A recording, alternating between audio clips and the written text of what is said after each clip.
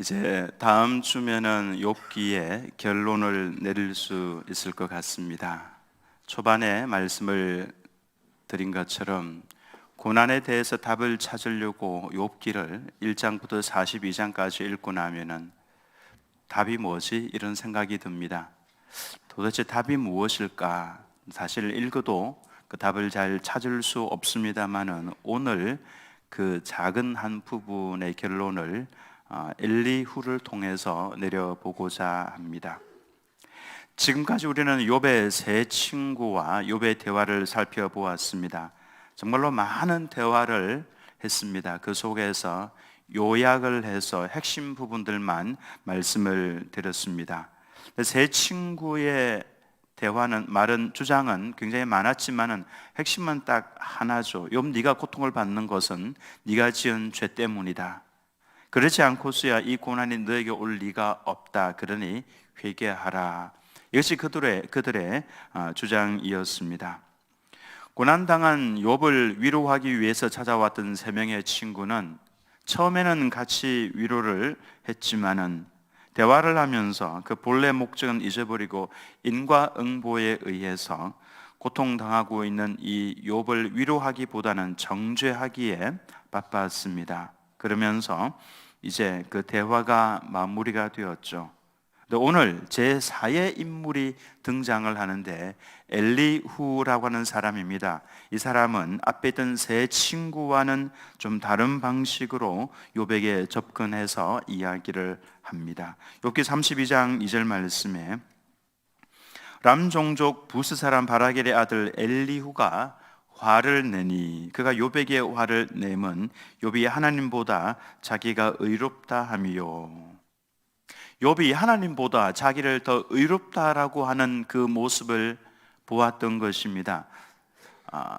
사실 우리가 의롭게 사는 것, 욥이 그동안에 주장해왔던 것이 무엇입니까? 나는 의롭습니다. 나는 죄가 없습니다. 나는 결백합니다. 내 삶을 한번 보십시오 라고 하면서 자신의 삶에 근거해서 사실을 이야기를 했습니다마는 자칫 잘못하면은 그것을 하나님의 뜻대로 살아가는 것을 강하게 주장을 하다가 보면은 조심해야 합니다. 선을 넘을 때가 있습니다. 요한계시록에 보면은 예수님께서 에스보드 사빌라 7개 교회, 제가 에스보드 사빌라면은 앞에 글자만 이야기한 겁니다. 에베소 교회, 서머나 교회, 버가모 교회, 두아디라 교회, 이렇게 7교회 쭉 나열을 한 거죠. 그 중에서 첫 번째 교회, 에베소 교회에 대해서 말씀을 하실 때 내가 너의 행위와 너의 수고와 너의 인내를 잘 안다 라고 하시면서 칭찬을 하셨습니다. 그리고 네가 이단을 수색해내어서 그를 쫓아낸 것도 잘한다, 정말 잘했다라고 칭찬을 하셨죠. 그러나 그 다음 말씀을 보면은 그러나 내가 너를 책망할 것이 있는데 너의 첫사랑을 버렸다라고 말씀을 하셨습니다.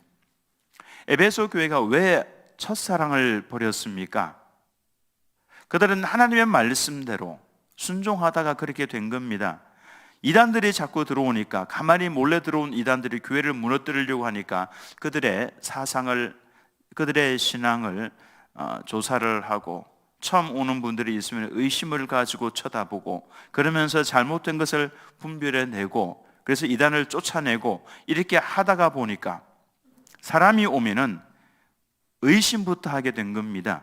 이렇게 하다가 보니까 하나님의 말씀대로 뜻대로 순종을 한다고 하다가 그만 사람을 사랑하는 것을 잃어버린 겁니다. 첫사랑을 그만 잃어버리게 된 것이죠. 그래서 우리가 하나님의 말씀대로 순종하며 살되 늘 기도하면서 경성하면서 자신을 돌아보고 내가 죄인임을 분명하게 깨달아 알아야 되는 것이죠.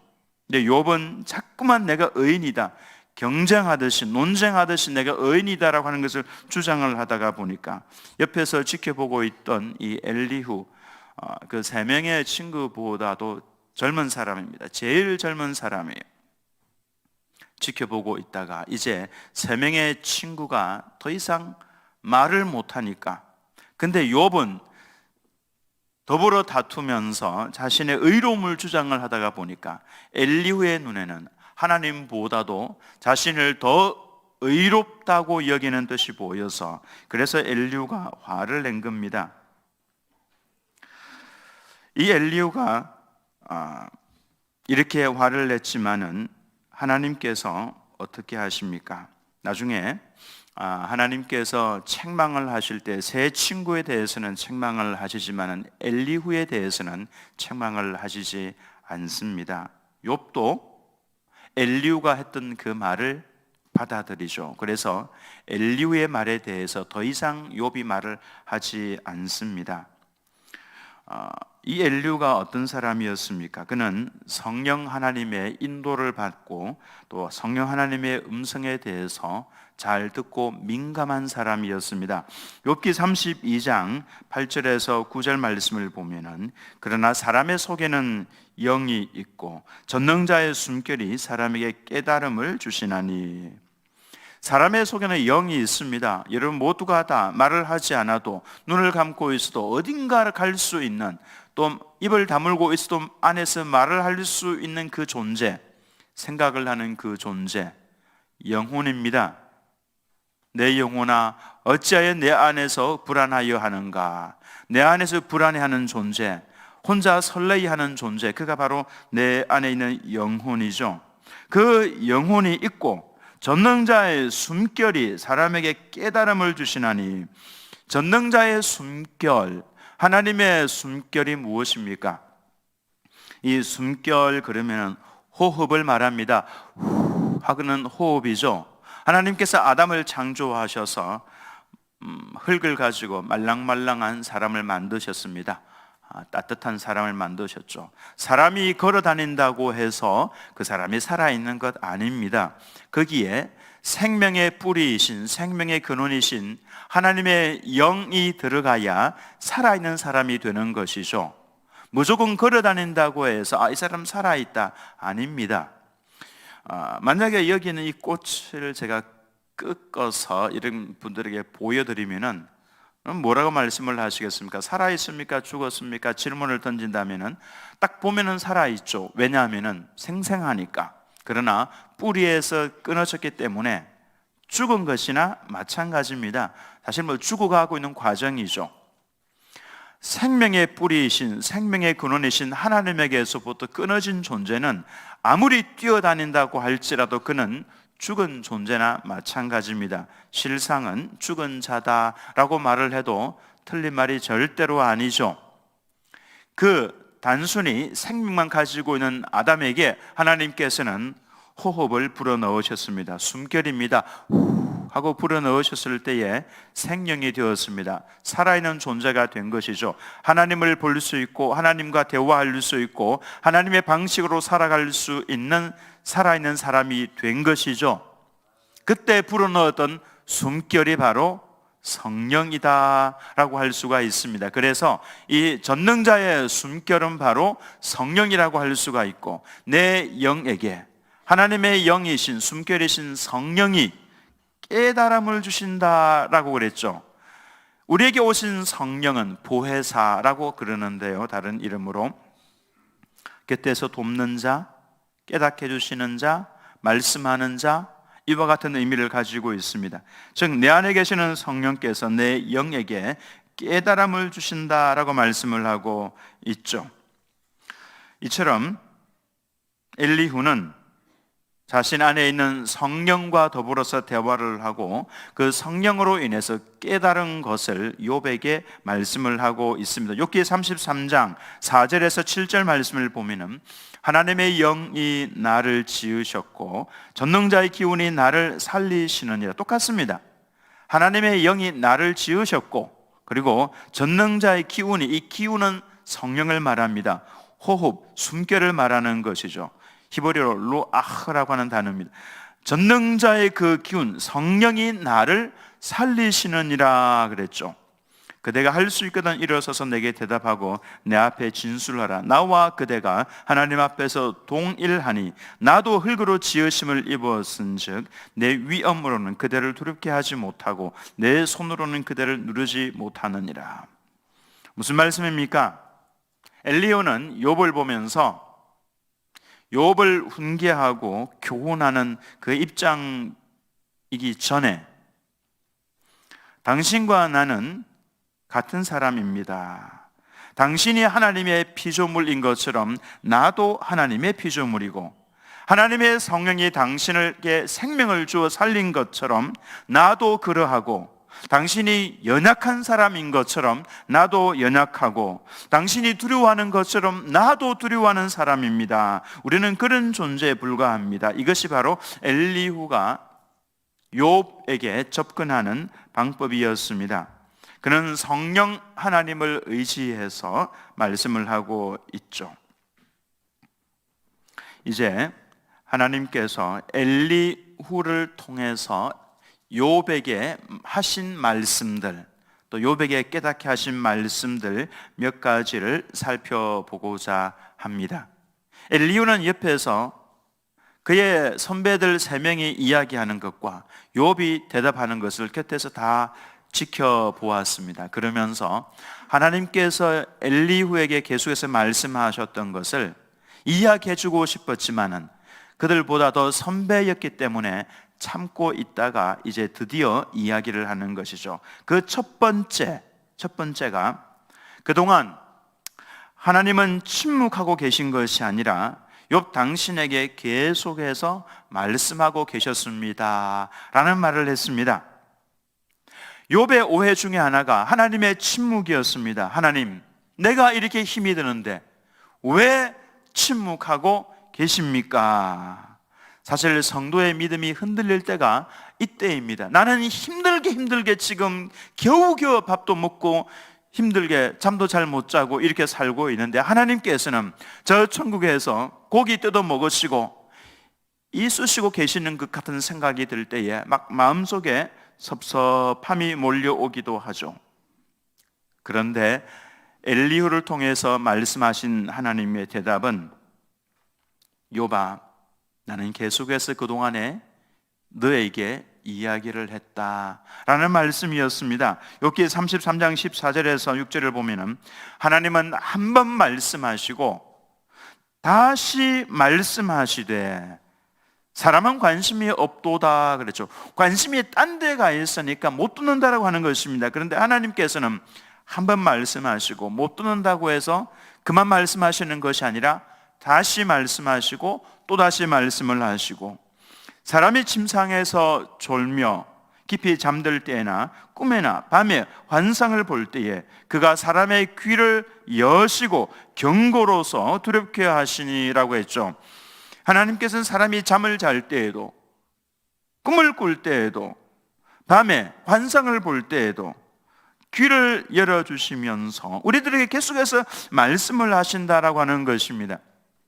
지금도 하나님께서는 우리들에게 말씀을 하고 계십니다. 어떤 분들은요, 불어오는 바람 속에서도 하나님의 음성을 듣습니다. 밤하늘의 별들을 보면서도 하나님의 음성을 듣고 감격스러워서 찬송을 합니다. 어떤 분은요, 내 몸에서 뛰고 있는 심장을 보면서도 하나님의 음성을 듣는다라고 합니다. 제가 오늘 아침에 제 심장 소리를 한번 들어보려고 아무리 귀를 댈 수가 없으니까 손을 대고 뛰는 걸 들어보려고 아무리 해도 심장 박동이 안 느껴져요. 의사 선생님, 이게 뭐가 잘못된 건가요? 지금도 안 느껴집니다. 심장 뛰는 소리가요. 그럼 내가 죽은 겁니까? 살아있는 걸 보니까 이 심장이 지금도 계속해서 뛰고 있는 거죠. 근데 심장이 왜 뜁니까? 심장이 조그만 심장이 왜 자꾸 뜁니까? 뛰면서 뜨거운 피를 자꾸 보내주면서 생명을 공급을 해주죠. 근데 이 심장이 왜 뛰죠? 심장이 뛰는 이유는요, 아무도 모릅니다. 그냥 하나님께서 너는 뛰어라라고 설계를 하셨기 때문에 그래서 그냥 뛰고 있는 겁니다. 언제 사람이 죽습니까? 하나님께서 심장에 너 멈춰라고 명령을 내리시면은 그는 죽는 겁니다. 심장이 왜 뛰는지 의사들도 모르고요, 아무도 모릅니다. 그냥 하나님께서 너 뛰다가 오너라, 뛰어라. 그래서 그냥 뛰고 있는 겁니다. 심장을 통해서 하나님께서는 말씀을 하고 계시는 거죠. 내가 너에게 지금 생명을 주고 있고 내가 너에게 기회를 주고 있다. 내가 너에게 살 수 있는 기회를 지금 주고 있는 거다. 심장에게만 귀를 기울여 보아도 하나님의 음성이 들려온다라고 하는 것입니다. 이거 멈추면 우리는 그냥 가는 겁니다. 하나님께서 지금도 오늘도 여러분들에게 심장을 뛰게 하신 것은 오늘 살아가면서 하나님을 찬송하도록 하기 위해서, 그래서 심장을 뛰게 하고 계시는 거죠. 그래서 하나님께서는 귀를 기울이기만 하면은, 하나님의 얼굴을 쳐다보기만 하면은 우리들에게 하나님께서는 말씀을 하고 계신다라고 하는 것입니다. 거창고등학교 정영창 교장 선생님, 미국 유학을 다녀와서 1958년도에 거창고등학교를 담당을 하셨는데 그만 부도가 났습니다. 돈이 없어서 학교에 이제 넘어가게 된 거죠. 산속에 7일간 금식하기 위해서 성경책 하나, 물 한 병, 그리고 모포를 들고 산속에 들어가서 기도합니다. 하나님, 이번에 꼭 말씀해 주십시오. 해결해 주십시오. 첫째 날 금식, 둘째 날 셋째 날 금식을 하기까지 아무런 하나님의 음성이 들려오지 않아서 결단을 내렸습니다. 하나님, 이번에 음성 들려주지 아니하시면은, 이번에 해결해 주지 아니하시면은 저 서울에 올라가서 동아일보에 하나님은 없다라고 광고 낼 겁니다. 하나님께 대어 들었습니다. 근데 그때 그의 머리를 치면서 들려오는 하나님의 음성이 있었죠. 갑자기 고요해졌습니다. 산속에서 조용해졌는데 갑자기 그의 마음속에 들려온 음성이, 잘 만든 기계일수록 소음이 없는데 이 지구를 하나님께서 얼마나 정교하게 만드셨으면 아무 소리도 없이 이렇게 흘러갈 수 있는가? 하나님은 살아계시는구나. 하나님이 이곳에 가득 임재해 계시는구나. 그걸 깨닫고 그 하나님의 음성을 듣고 하나님께서 해결해 주시겠구나. 여러분, 하나님의 음성을 들으면요, 그때 기뻐하고 즐거워 찬송하고 내려왔습니다. 그랬더니 미국에 있는 성도에게서 2,050불이 왔습니다. 딱 2,050불에 내려가는데 편지가 와 있었죠. 그때 당시 2,050불은 딱 그 부채를 갚을 수 있는 딱 그 돈이었습니다. 그렇게 하나님의 음성을 들으면서 해결을 했죠.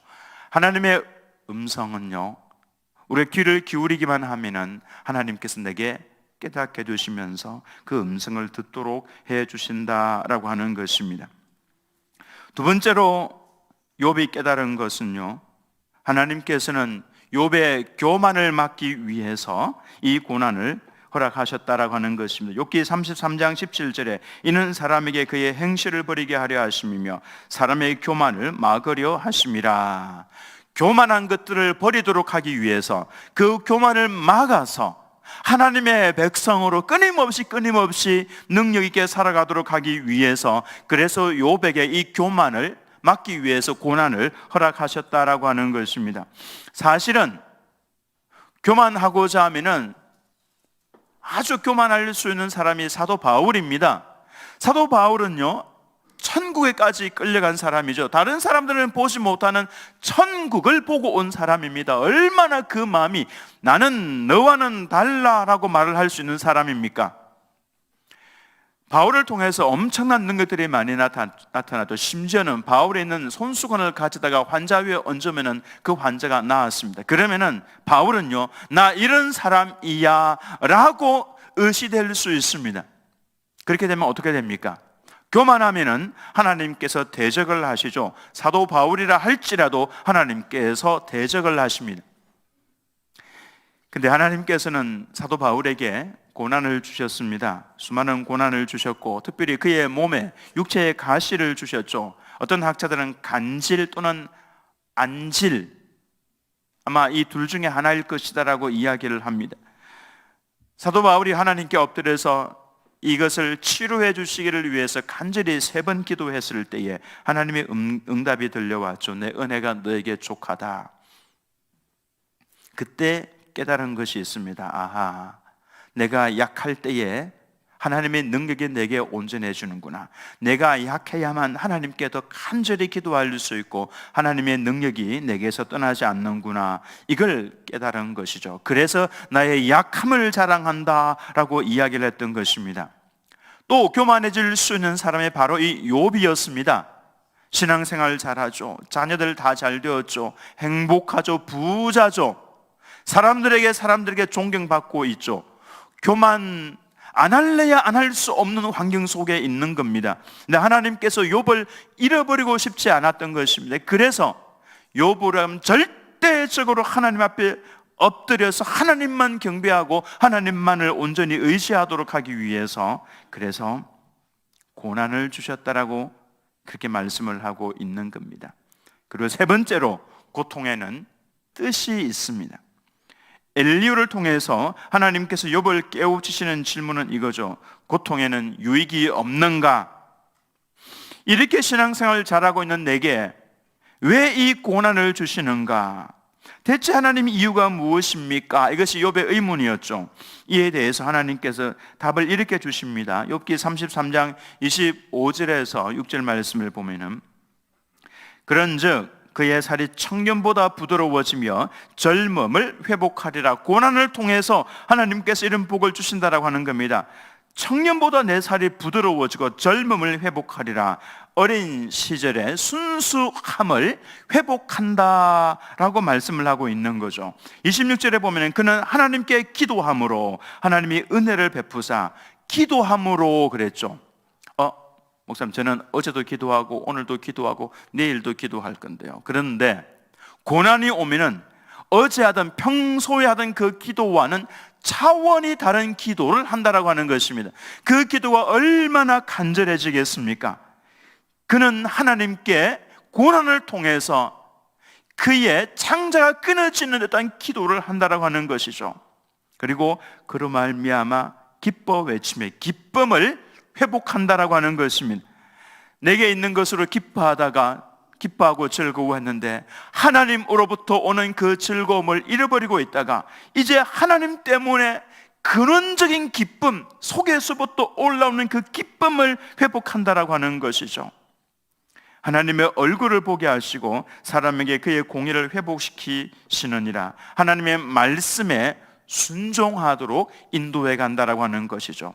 신앙생활을 10년, 20년 하다가 보면은 매너리즘에 빠집니다. 기도가 그냥 기도가 되는 것이고요. 그냥 기쁨이 되는 것입니다만은 하나님께서는 우리가 그렇게 신앙생활하기를 원치 않습니다. 내 안에서부터 하나님의 기쁨으로 솟아 올라오는 기쁨으로 기뻐하고 즐거워하고 즐겨 말씀에 순종하는 자, 새로워지는 자가 되기를 원하는 거죠. 기도도 이전과는 다르게 온전히 내 마음을 다해서 하는 기도, 간절한 기도, 바로 어제와는 또 다른 새로움을 하나님께서 주시겠다라고 하시는 겁니다. 그래서 우리는 이 고통을 통해서, 고난을 통해서 우리들에게 많은 유익을 준다라고 이야기를 하고 있는 거죠. 마지막으로 이것은 엘리후가 말을 하고 있는 것의 절정입니다. 마치 지금부터 할 엘리후의 말은요, 하나님께서 하시는 말씀과 같은 말씀을 합니다. 즉 하나님은 어떤 경우에도 찬양받으실 자격이 있는 분이시다. 그러니 욥 고난 속에서도 너는 하나님을 찬송하라, 그 말씀을 하고 있는 겁니다. 그래서 욥기 37장 1절에서 13절까지 말씀을 보면요, 자연 속에서 하나님께서 행하시는 일들을 엘리후가 열거하기 시작합니다. 근데 이 열거하는 내용보다 조금 더 깊은 내용을 잠시 후에 나타나서 말씀하실 하나님께서 말씀을 하십니다. 욥에게 말씀을 하시는데 바로 그 전 단계에서 엘리후가 마치 하나님처럼 그렇게 이야기를 합니다. 욥기 37장 5절에서 7절을 보면은 하나님은 놀라운 음성을 내시며 우리가 헤아릴 수 없는 큰 일을 행하시느니라. 눈을 명하여 땅에 내리라 하시며 적은 비와 큰 비도 내리게 명하시느니라. 그가 모든 사람의 손에 표를 주시어 모든 사람이 그가 지으신 것을 알게 하려 하심이라. 욥기 37장 14절에서 18절 말씀도 보면은 욥이여 이것을 듣고 가만히 서서 하나님의 오묘한 일을 깨달으라. 하나님이 이런 것들에게 명령하셔서 그 구름의 번개로 번쩍거리게 하시는 것을 그대가 아느냐? 그대는 겹겹이 쌓인 구름과 완전한 지식의 경이로움을 아느냐? 땅이 고요할 때 남풍으로 말미암아 그대의 의복이 따뜻한 까닭을 그대가 아느냐? 그대는 그를 도와 구름장들을 두들겨 넓게 만들어 녹여 부어 만든 거울같이 단단하게 할 수 있겠느냐? 욥이 도무지 보아도 알 수 없는 것, 들어도 깨달을 수 없는 것들을 질문을 하고 있습니다. 사실 우리가 살고 있는 이 땅은 우리가 알 수 없는 것 천지입니다. 하나님께서 하시는 일들을 보면은, 하나님께서 베풀어 놓으신 일들을 보면은 신비로움 그 자체죠. 하늘의 별들을 보아도 신비로운 것입니다. 나무를 보아도 신비로운 것입니다. 도대체 이 모기와 같이 작은 생명체, 이 생명체에게 이렇게 섬세하고 이렇게 정확하고 오묘한 이와 같은 움직임과 그와 같은 도구들을 주신 분이 하나님 아니십니까? 내가 이해하고 내가 납득할 수 있는 차원을 넘어선 것입니다. 이 온 우주는 이와 같은 신비로움으로 가득 차 있는 것입니다. 욥에게 임한 그 고난 이해할 수 없죠. 도무지 납득도 되지 않고 이해도 할 수 없는 이거. 그런데 눈을 들어서 세상을 바라보면 우리가 도무지 이해할 수 없는 것으로 온 세상과 온 우주가 가득 차 있다라고 하는 것이죠. 우주를 한번 보십시오. 이 우주에 인간이 할 수 있는 것이 무엇이 있습니까? 아무리 망원경을, 좋은 망원경을 가지고 본다고 할지라도 우주의 끝을 볼 수는 없습니다. 이 온 우주에서 제일 빠른 것이 빛이죠. 빛의 속도로 가면은 우주 끝에 도달을 할 것 같죠. 근데 실험을 한 것을 보았는데요, 과학자들이 빛의 속도를 100배로 높여 보았습니다. 1000배로 높여 보았고요, 10,000배로 높여 보았고, 그리고 1조 배로 높여 보았습니다. 그리고 1경배로, 경 그러면 우리가 개념이 안 잡히잖아요, 그죠? 조보다 더 높은 게 경인데요, 1경배로 높여 보았는데 빛의 속도를 1경배로 해서 달려 보아도 우주의 끝에 도달을 할 수가 없다고 그럽니다. 어마어마하게 넓은 이 우주에 어마어마하게 많은 도무지 셀 수 없는 바다의 모래 같은 별들이 너무나 많이 있는 이 세상, 이 우주, 신비로움으로 가득 차 있는 것입니다. 그러므로 이미 이 온 세상과 우주는 내가 이해할 수 없는 것으로 하나님의 신비로 가득 채워져 있습니다. 근데 이것을 왜 우리들에게 허락을 하셨습니까? 이걸 보면서 하나님을 찬송하도록 하기 위해서. 이해할 수는 없지만은 그 신비를 우리가 다 알 수 없고 납득도 되지 않지만은 이걸 보면서 하나님을 찬송하도록 하기 위해서 하나님 우리들에게 허락을 하셨다라고 하는 것입니다. 신비, 고난의 신비, 고난도 신비입니다. 이 고난도 우리가 다 이해할 수 없는 것입니다. 그러므로 욥에게 네가 이해할 수 없다고 할지라도 우리는 하나님의 신비를 보면서 찬양을 하지 않느냐? 고난도 이해할 수 없는 하나님의 신비이니 그냥 하나님을 찬양하는 것이 맞다라고 이야기를 하고 있는 겁니다. 주님께서 나에게 고통을 주시는 이유, 이 밤을 지나가게 하시는 이유를 우리는 잘 모릅니다. 그러나 알 수 있는 것 있죠. 이 밤이 지나가면 찬란한 새벽의 빛이 다가온다라고 하는 것은 우리는 알 수가 있습니다. 이유는 알 수 없지만은 하나님의 경륜과 하나님의 그 섭리들이 있기 때문에 우리는 하나님을 찬송할 수가 있는 것입니다. 이 삶의 사망의 음침한 골짜기를 지나가면서 내가 볼 수 있는 것은 이해는 되지 않지만은 하나님의 위대하심, 하나님의 신비로우심, 하나님의 크심은 우리가 볼 수가 있다라고 하는 것이죠. 이것이 바로 우리가 찬송을 해야 할 이유라고 하는 것입니다. 이제 우리는 벌떡 일어나서 이유 불문하고 하나님을 찬송할 수 있고 하나님을 경외하는 삶을 계속해서 그래도 살아갈 수 있는 것. 우리는 이성적인 존재이기 때문에 자꾸만 이해하려고 하고 납득될 만한 설명을 요구합니다. 그러나 우리는 본문을 통해서 중요한 교훈을 배우죠. 이 땅 위에는 도무지 설명될 수 없는 일들이 너무나 많이 있다라고 하는 것입니다. 해가 떠오르고 해가 집니다. 그리고 새벽이 다가옵니다. 하루가 지나가고 또 낙엽이 떨어지고 올 한 해 11월이 지나가고 12월도 거의 다 지나가고 있습니다. 왜 시간이 흘러갑니까? 시간이 왜 흘러가는지 우리는 그 이유를 잘 모릅니다. 시간은 하나님께서 만들어 놓으신, 흘러가도록 하나님께서 창조해 놓으신 피조물에 불과한 것입니다. 시간이 왜 흘러가는지 우리는 모릅니다. 천국에 가면은 시간은 더 이상 흐르지 않죠. 시간이라고 하는 개념이 없습니다. 영원이라고 하는 개념이 있죠. 신비입니다. 우리는 여기에 대해서 잘 설명을 하지 못합니다. 어느 날 갑자기 내 곁을 떠나가는 사랑하는 사람들, 주님께서 왜 내 사랑하는 부모님을 먼저 데리고 가시는지, 왜 내 사랑하는 배우자를 먼저 데리고 가시는지. 우리 친구 중에는 아들을 먼저 보낸 친구가 있습니다. 망년자실에서 울고 있는 친구.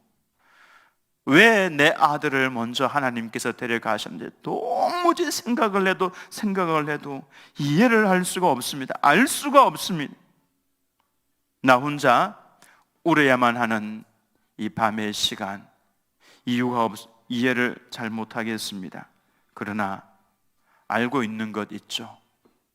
이 어둠이 지나가고 나면은 태양이 떠오를 것이고 하나님의 그 따뜻한 사랑이 이 모든 것을 감싸고 있다라고 하는 것을 우리는 알 수가 있습니다. 내 이성으로 납득은 되지 않지만은 그러나 하나님의 섭리가 있다는 것은 우리가 알 수가 있죠. 그러므로 엘리후를 통해서 하나님이 주시는 말씀은 결론은 이겁니다. 그러므로 하나님을 찬양하라. 네가 납득하지 못하고 이해하지 못한다고 할지라도 이 온 우주는 이미 그런 것으로 가득 차 있으니 우주를 보면서 네가 하나님을 찬송하는 것처럼 너의 고난을 보면서 하나님을 찬송하라. 이것이 엘리후가 내린 결론입니다. 그렇다면은 우리의 삶 속에서 하나님, 저 이해할 수 없습니다.